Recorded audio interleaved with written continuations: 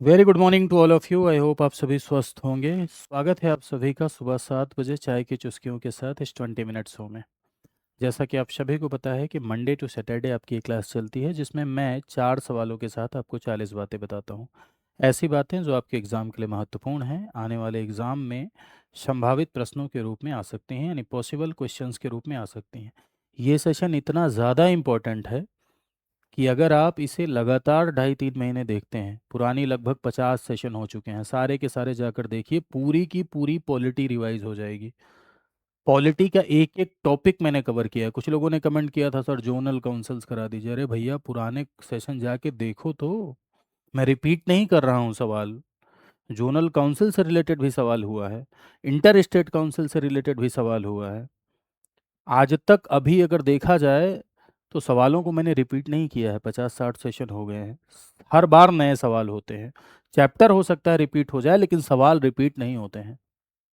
तो पुराने सवाल जाकर देखिए और इन 2 सेशन को फॉलो कीजिए। एक ये 7 बजे 20 मिनट और शाम को 8 बजे लक्ष्मीकांत शो। शाम को 8 बजे जो लक्ष्मीकांत शो चल रहा है उसमें मैं पूरी की पूरी पॉलिटी आपको फ्री में पढ़ा रहा हूँ, थ्योरी।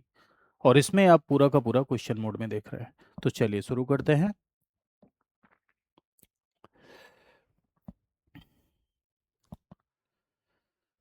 सवाल आपका सिटीजनशिप से रिलेटेड है। लिखा हुआ है, भारतीय नागरिकता के अधिग्रहण या समाप्ति पर कानून बनाने के लिए विशेष अधिकार किस संस्था के पास है? भारतीय नागरिकता के अधिग्रहण यानी which institution has the exclusive authority to make laws on the acquisition and termination of the Indian citizenship. नागरिकता संबंधी कानून बनाने का अधिकार किसके पास है? तो एक बात जरा समझिएगा, इस सवाल को समझने के लिए आपको एक कॉन्सेप्ट समझना होगा। ऑप्शन देखो, लिखा हुआ है इलेक्शन कमीशन, राज्य विधानमंडल, संसद, राष्ट्रपति। तो नागरिकता जैसे संबंधित जो प्रोविजन इंडियन कॉन्स्टिट्यूशन में किए गए हैं, यानी भारतीय संविधान में जो प्रावधान है सिटीजनशिप से रिलेटेड, वो 5 से लेके 11 तक है। लेकिन आज कैसे नागरिकता ली जाती है, कैसे छोड़ी जाती है, इसको इंडियन कॉन्स्टिट्यूशन नहीं बताता है। ठीक है।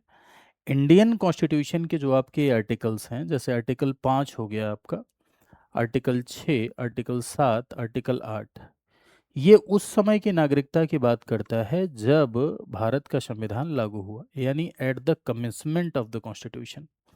कमेंसमेंट ऑफ द कॉन्स्टिट्यूशन यानी संविधान के प्रारंभ में नागरिकता। संविधान के प्रारंभ में नागरिकता at the commencement of the constitution. Article 5 से उनको नागरिकता मिली जो भारत के निवासी थे। 6 से उनको मिली जो पाकिस्तान से आए। 7 से उनको मिली जो पाकिस्तान गए और फिर याद आई और वापस आ गए। 8 जो इंडियन ओरिजिन फॉरेनर थे, यानी भारतीय मूल के जो विदेशी थे, उनको नागरिकता मिली। और 9 ये कह रहा था कि यदि आप भारत की नागरिकता छोड़ देते हैं, किसी अन्य देश की नागरिकता लेते हैं, तो यहाँ की चली जाएगी।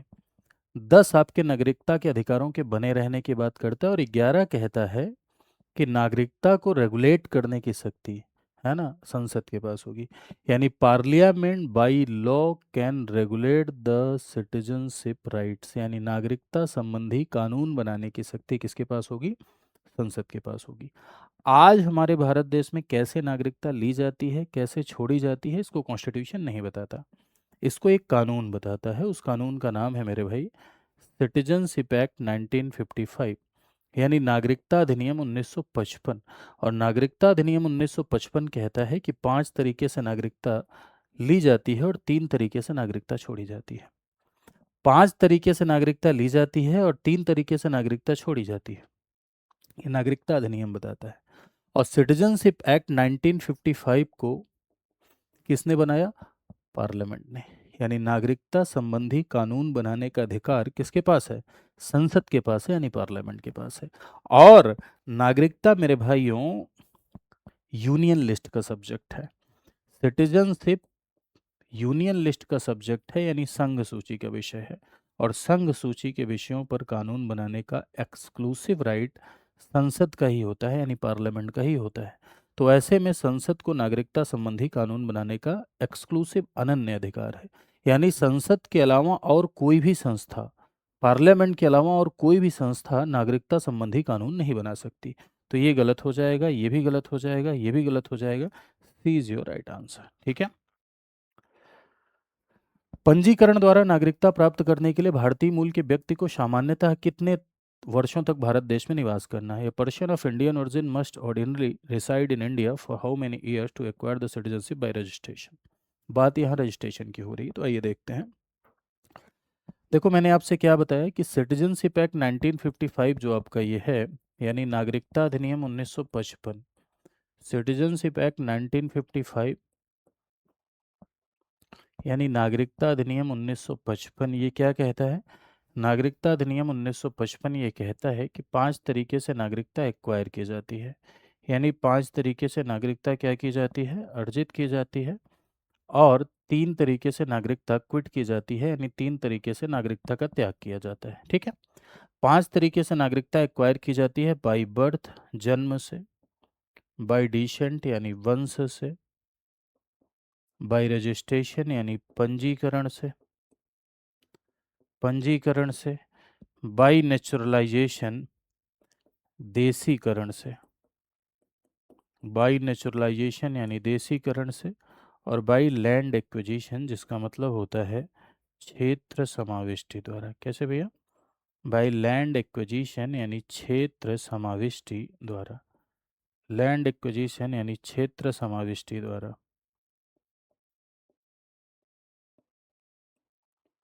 क्षेत्र समाविष्टि द्वारा, दैट मीन्स कि बाई लैंड एक्विजिशन। ठीक है। कितने तरीके से? 5 तरीके। जन्म से, बच्चे का जन्म भारत देश में हुआ हो, माता पिता में से कोई एक भारतीय हो और दूसरा अवैध नागरिक न हो। वंश, बच्चे का जन्म भारत से बाहर हुआ हो, माता पिता में से कोई एक इंडियन हो। पंजीकरण से नागरिकता, भारतीय मूल के व्यक्ति को 7 साल रह के नागरिकता मिलती है। ओसीआई को 5 साल रह के नागरिकता मिलती है। ओवरसीज सिटीजन ऑफ इंडिया को, भारतीय नागरिक से यदि विवाह किए हैं तो 7 साल रह के नागरिकता मिलती है। भारतीय नागरिक के नाबालिग बच्चों को भी बाय रजिस्ट्रेशन नागरिकता मिलती है। देसीकरण, विदेशियों को देसीकरण से नागरिकता रहती है, इसमें मिनिमम 11 साल रहना होता है। क्षेत्र समाविष्टि द्वारा, मतलब यदि किसी क्षेत्र को भारत देश में शामिल करते हैं तो वहां के नागरिक भी भारत के माने जाते हैं। ठीक है। त्याग 3 तरीके से, बाय रिनंसिएशन जिसे कहते हैं स्वैच्छिक त्याग। आपका मन नहीं लगना है, आपको सिंगापुर जाना है, दूसरी शादी करनी है, वहीं रहना है, जाओ भाई। ठीक है। भारत की नागरिकता आप स्वयं से भी त्याग सकते हैं, स्वेच्छा से त्याग दिया जाए तब नागरिकता क्विट होती है। दूसरा, यदि किसी दूसरे देश की नागरिकता ले लिए तो यहाँ की गयो, बर्खास्तगी जिसे कहते हैं, बाई टर्मिनेशन। ठीक है। तीसरा है बाई डिप्रिवेशन, यानी कि वंचित करने पर।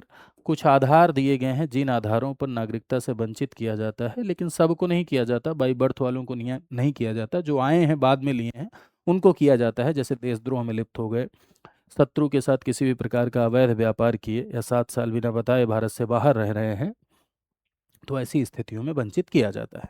तो ये नागरिकता लेने के और नागरिकता त्यागने के तरीके हैं, सिटीजनशिप एक्ट बताता है। सिटीजनशिप एक्ट संसद ने बनाया। यहाँ क्या लिखा है? भारतीय मूल के व्यक्ति को, यानी पर्सन ऑफ इंडियन ओरिजिन भारतीय मूल के व्यक्ति को नागरिकता के लिए कितने साल रहना होता है? ठीक है। तो इन्हें 5 ईयर, सॉरी माफ कीजिएगा, 7 ईयर रह के नागरिकता मिलती है। 7 साल रह के, जिस साल आवेदन किए हैं उससे पहले वाला जो 1 साल है वो लगातार रहेंगे, लेकिन इसमें भी 1 महीने की छूट दे दी गई है कि 1 महीने वो अपना जहाँ के हैं जा सकते हैं। लेकिन अगर यही बात ओवरसीज सिटीजन ऑफ इंडिया के लिए की जाती, ओसीआई के लिए की जाती, ओसीआई एक फैसिलिटी होती है जो भारतीय मूल के लोगों को दी जाती है, सुविधा होती है एक, उन्हें 5 साल रह के नागरिकता मिलती है। ठीक है। आगे आते हैं अगले सवाल पर। लिखा हुआ है CAG of India is appointed by the president of India. Bharat के नियंत्रक एवं महालेखा परीक्षक की नियुक्ति राष्ट्रपति के द्वारा की जाती है। पहला स्टेटमेंट है। दूसरा स्टेटमेंट है आपका कि CAG can be removed by president on the advice of council of minister. CAG को मंत्री परिषद की सलाह पर राष्ट्रपति के द्वारा हटाया जाता है।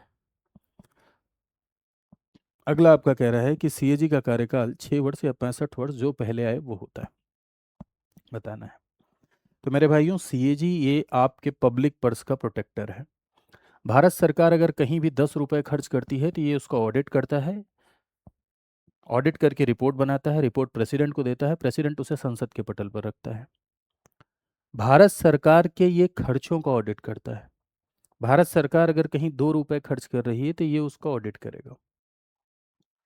यानी आपके पैसे का संरक्षक है, पब्लिक पर्स का प्रोटेक्टर है सीएजी। सीएजी को अपॉइंट कौन करता है भैया? तो सीएजी की नियुक्ति यानी सीएजी को अपॉइंट करता है प्रेसिडेंट। राष्ट्रपति सीएजी को अपॉइंट करता है। ठीक। सीएजी का कार्यकाल 6 साल का होता है, मैक्सिमम एज 65 साल होती है।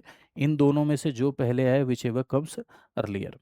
सीएजी भारत देश में पब्लिक फाइनेंस का, पब्लिक पर्स का प्रोटेक्टर है, यानी ये आपके पैसे का क्या है, संरक्षक है। इसे सिक्योरिटी ऑफ टेन्योर दिया गया है, कार्यकाल की सुरक्षा। ये सरकार का एजेंट के तौर पे काम नहीं करता, ये संसद का एजेंट है। इसके माध्यम से संसद सरकार पर कंट्रोल करती है। इसके माध्यम से पार्लियामेंट गवर्नमेंट पर नियंत्रण स्थापित करती है। इसके माध्यम से संसद सरकार पर नियंत्रण स्थापित करती है। अगर इसे हटाना है कार्यकाल के दौरान तो वैसे ही हटाया जाता है जैसे सुप्रीम कोर्ट के जज को। सुप्रीम कोर्ट के जज के जैसे हटाने की प्रक्रिया है भैया, ध्यान रखिएगा। सुप्रीम कोर्ट के जज को जैसे हटाया जाता है वैसे ही सीएजी को हटाया जाता है। क्यों इतना टफ क्यों बनाया गया इसे हटाने की प्रक्रिया? इसे हटाने की प्रक्रिया को इतना टफ इसलिए बनाया गया क्योंकि सीएजी की स्वतंत्रता को सुनिश्चित किया गया है, इंडिपेंडेंस। क्यों इंडिपेंडेंस सुनिश्चित की गई? ट्रांसपेरेंट रहने के लिए, सीएजी ट्रांसपेरेंट रह सके, निष्पक्ष रह सके, इसलिए इसकी इंडिपेंडेंस को इंश्योर किया गया है। तो देखिए यहाँ क्या लिखा हुआ है, लिखा हुआ है कि नियंत्रक एवं महालेखा परीक्षक की नियुक्ति राष्ट्रपति के द्वारा की जाती है। ये स्टेटमेंट बिल्कुल क्या है, सही लिखा हुआ है। राष्ट्रपति द्वारा होती है, या राष्ट्रपति को अपना इस्तीफा भी कभी भी किसी भी समय दे सकते हैं। वैसे ही हटाया, मंत्रिपरिषद की सलाह पर राष्ट्रपति के द्वारा हटाया जाता है। काउंसिल ऑफ मिनिस्टर की सलाह पर, यानी मंत्रिपरिषद की सलाह पर राष्ट्रपति के द्वारा हटाया जाता है, ये गलत है। सीएजी को वैसे ही हटाया जाएगा जैसे सुप्रीम कोर्ट के जज को। ठीक है, तो सेकंड गलत हो जाएगा। थर्ड, आपका कार्यकाल 6 साल और मैक्सिमम एज 65 वर्ष, इन दोनों में से जो पहले आए तो ये सही है। तो पहला और तीसरा आपका क्या हो जाएगा, सही हो जाएगा। सेकंड स्टेटमेंट आपका क्या, गलत हो जाएगा। ठीक है, सेकंड स्टेटमेंट आपका गलत है, जो ये लिखा हुआ है भाई कि सीएजी को मंत्रिपरिषद की सलाह पर हटाया जाता है, ये आपका क्या हो जाएगा, गलत हो जाएगा। क्लियर बात? सीएजी को डॉक्टर अंबेडकर ने भारत के संविधान का सबसे महत्वपूर्ण अधिकारी कहा, क्योंकि इसके माध्यम से आपके पब्लिक पर्स को सिक्योर किया जा रहा है, आपके पैसे को सुरक्षित किया जा रहा है। सरकार के द्वारा अगर कहीं भी खर्च हुआ तो उस खर्च का ऑडिट सीएजी करता है। कंसोलिडेटेड फंड ऑफ इंडिया से, संचित निधि से कोई पैसा बाहर आया, आकस्मिक निधि से कोई पैसा बाहर आया तो उसे ऑडिट करता है। ऑडिट करके रिपोर्ट बनाता है, रिपोर्ट संसद को देता है, और संसद में अलग अलग समितियां इसकी रिपोर्ट को एग्जामिन करती हैं, लाइक पीएसी, लाइक सीओपी, लोक लेखा समिति, सार्वजनिक उद्यम समिति। सीएजी हमारे भारत देश में कॉन्स्टिट्यूशनल बॉडी है, संवैधानिक निकाय है। 148 से लेके 151 तक प्रोविजन इंडियन कॉन्स्टिट्यूशन में सीएजी से संबंधित दिए गए हैं। ठीक है, इस समय हमारे भारत देश में सीएजी कौन है ये आप कमेंट करके बताइएगा, और जरूर बताइएगा। कह दें तो उसको बता भी दिया करिए, कभी कुछ लोग तो ऐसे यथास्थितिवाद में चल रहे हैं, कह दिया जाए कमेंट करके बताइए, हाँ, रोज तो कहते, कोई न कुछ तो रोज है कहते रहते हैं। कभी कहते हैं शेयर कर दो, कभी कहते हैं कमेंट में ये बता दो। चलो ठीक है, इससे बाहर निकलिए, थोड़ा क्यूरियोसिटी जगाइए भाई, थोड़ा एनर्जी दिखाइए, है ना। नहीं बताते तो मुझे लगता है कि आज का युवा कितना एनर्जेटिक हो गया है। हाँ, ऊर्जा ही नहीं है एकदम। चलिए जरूर बताइएगा, अब इतना मोटिवेट करने के बाद भी ना बताए तो बेकार है। अगले सवाल पर आते हैं। निम्नलिखित कथनों पर विचार कीजिए। Consider the following statement. अनुसूचित क्षेत्रों के अलग पंचायत कानून पेशा है। Panchayat laws for the schedule area is PESA. PESA 1996 में लागू हुआ, पेशा सभी राज्यों पर लागू है। ये क्या खेल है भाई, ये नया सवाल दिख रहा है नए तरीके का। तो देखो एक बात समझिए, पंचायतों को संवैधानिक दर्जा, ध्यान से सुनिएगा, पंचायतों को अनिवार्य दर्जा, पंचायतों को अनिवार्य दर्जा और पंचायतों को संवैधानिक दर्जा, पंचायतों को अनिवार्य दर्जा, पंचायतों को संवैधानिक दर्जा, कंपल्सरी बॉडी अनिवार्य दर्जा पंचायतों को, पंचायतों को संवैधानिक दर्जा, कौन से संशोधन के द्वारा बनाया गया, दिया गया? 73rd कॉन्स्टिट्यूशनल अमेंडमेंट एक्ट, 73वां संविधान संशोधन अधिनियम 1992 के द्वारा इसे अनिवार्य और संवैधानिक दर्जा दिया गया। 243 से लेकर 243 पी तक प्रोविजन किए गए, सॉरी 243 ओ तक प्रोविजन किए गए। ठीक है, और 11वीं अनुसूची जोड़ी गई, और 11वीं अनुसूची में पंचायतों के लिए 29 सब्जेक्ट रखे गए। और इस संविधान संशोधन के द्वारा यानी 73rd कॉन्स्टिट्यूशनल अमेंडमेंट के द्वारा दो तरह के प्रावधान किए गए पंचायतों के लिए। एक अनिवार्य प्रावधान किए गए, ठीक, जैसे 5 साल का कार्यकाल होगा, 21 साल मिनिमम एज होगी चुनाव लड़ने की, ये सब अनिवार्य प्रावधान है। कुछ ऐच्छिक प्रावधान किए गए, जैसे ओबीसी आरक्षण, टैक्स लगाने की शक्ति देना, ये सब ऐच्छिक प्रावधान है। और इसे पूरी तरीके से लागू किया गया 24 अप्रैल 1993, 24 अप्रैल 1993 को इसे पूर्णतः लागू किया गया। इसीलिए प्रत्येक वर्ष 24 अप्रैल को पंचायत दिवस मनाया जाता है। अब यहाँ एक बात यह है कि कुछ राज्य ऐसे हैं जहां पर अनुसूचित क्षेत्र हैं। ध्यान से इस बात को सुनिएगा। 5th शेड्यूल संविधान की यदि आप 5वीं अनुसूची पढ़ेंगे तो संविधान की 5वीं अनुसूची में 10 राज्य हैं, और उन 10 राज्यों के जो शेड्यूल एरिया हैं, अनुसूचित क्षेत्र हैं, पूरा राज्य अनुसूचित क्षेत्र नहीं है, कुछ क्षेत्र है। किसी क्षेत्र को अनुसूचित क्षेत्र कौन घोषित करता है? राष्ट्रपति। तो उन अनुसूचित क्षेत्रों में 73वां संविधान संशोधन लागू नहीं होता। फिर से सुनिए, 5वीं अनुसूची के जो अनुसूचित क्षेत्र हैं वहां पर 73rd कॉन्स्टिट्यूशनल अमेंडमेंट लागू नहीं होता, क्योंकि वहां का कल्चर अलग है, ट्रेडिशन अलग है, परंपरा अलग है, जनजातियां हैं। ऐसे में कोई कानून उनके ऊपर थोप देंगे तो अलग थलग महसूस करेंगे, सेपरेट फील करेंगे। उन्हें पहले मुख्य धारा में लाइए, फिर उनके ऊपर कोई कानून थोपिए, क्योंकि उनके ट्रेडिशंस, कल्चर, कन्वेंशन अलग हैं। इसीलिए ऐसे क्षेत्रों में 73वां संविधान संशोधन लागू नहीं होगा। तो ऐसे क्षेत्रों में लोकल गवर्नमेंट को स्थापित करने के लिए एक कानून बनाया गया जिसका नाम हुआ panchayat extension in schedule area. Panchayat extension in schedule area 1996, यानी अनुसूचित क्षेत्रों में पंचायतों का विस्तार अधिनियम। फिर से सुनिएगा, अनुसूचित क्षेत्रों में पंचायतों का विस्तार अधिनियम पेसा 1996, और पेसा के द्वारा अनुसूचित क्षेत्रों में लोकल गवर्नमेंट को विस्तार दिया गया, स्थानीय सरकार को विस्तार दिया गया। उद्देश्य ये था कि जनजातियों के हितों को प्रोटेक्ट करते हुए, उनके कल्चर को प्रोटेक्ट करते हुए, उनके कन्वेंशन को प्रोटेक्ट करते हुए वहां लोकल गवर्नमेंट स्थापित की जाए। ऐसे में ग्राम सभा को विशेष शक्तियां दी गई, चाहे वो भूमि अधिग्रहण का मामला हो, चाहे वो संसाधनों का मामला हो, चाहे वो माइंस का मामला हो। ग्राम सभा को सामान्य जो पंचायतों में ग्राम सभा है उन पंचायतों के अपेक्षा, सामान्य पंचायतों में जो ग्राम सभा है उन पंचायतों के अपेक्षा ग्राम सभा को स्पेशल पावर दी गई, यानी ग्राम सभा को विशेष शक्तियां दी गई। किसके द्वारा भैया? पेशा के द्वारा विशेष शक्तियां दी गई। राइट। तो यहां लिखा हुआ है कि अनुसूचित क्षेत्रों के अलग पंचायत कानून पेशा है, ठीक लिखा हुआ है। ये 1996 में लागू हुआ, ठीक लिखा हुआ है। सभी राज्यों में नहीं, सभी राज्यों में नहीं, 5th शेड्यूल के 5वीं अनुसूची के जो 10 स्टेट हैं, 5वीं अनुसूची के जो 10 राज्य हैं, वहीं पर पेशा क्या है? लागू है। तो इसमें फर्स्ट एंड सेकंड आपका क्या हो जाएगा? राइट आंसर हो जाएगा। ठीक है, ये मेरा टेलीग्राम ग्रुप है, आप इसे ज्वाइन कर सकते हैं। इससे आपको क्लास के अपडेट्स मिलते रहते हैं। साथ ही साथ कोई भी सवाल जवाब अगर आप चाहते हैं तो आप मुझसे कर सकते हैं। ये सोशल मीडिया प्लेटफॉर्म है, इंस्टाग्राम ज़माना है आजकल, तो इसमें यहाँ पर भी आप मुझे फॉलो कर सकते हैं। 2 क्लासेज मेरी चलती हैं इंपॉर्टेंट। एक चलती है मंडे टू सैटरडे 8 बजे लक्ष्मीकांत, जिसमें मैं थ्योरी पढ़ा रहा हूँ, और ये 20 मिनट्स हो जिसमें मैं 4 सवाल में 40 बातें बता रहा हूँ। ये दोनों अगर आप ज्वाइन करते हैं तो आप पूरी की पूरी पॉलिटी फ्री में सीख जाएंगे और आपकी प्रैक्टिस भी हो जाएगी।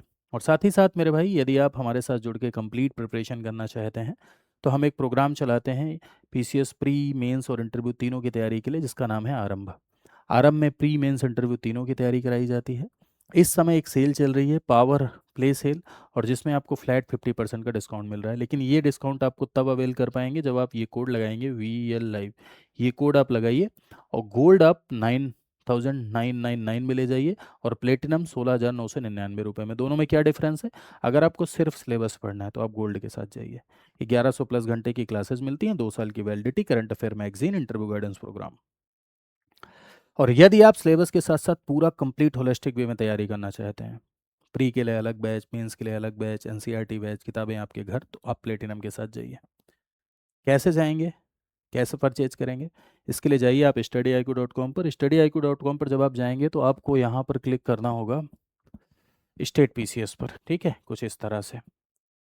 स्टेट पीसीएस पे क्लिक करिए, उत्तर प्रदेश पे क्लिक करिए। यदि आप उत्तर प्रदेश पे क्लिक किए तो यहाँ देखिए आरंभ फाउंडेशन बैच 20 पे क्लिक करके सारी बातें पढ़िए, बाय नाउ पे जाइए और कोर्स में इनरोल करिए, अपनी तैयारी को बेहतर बनाइए। आज के लिए इतना ही। Thank you so much to all of you. नमस्कार।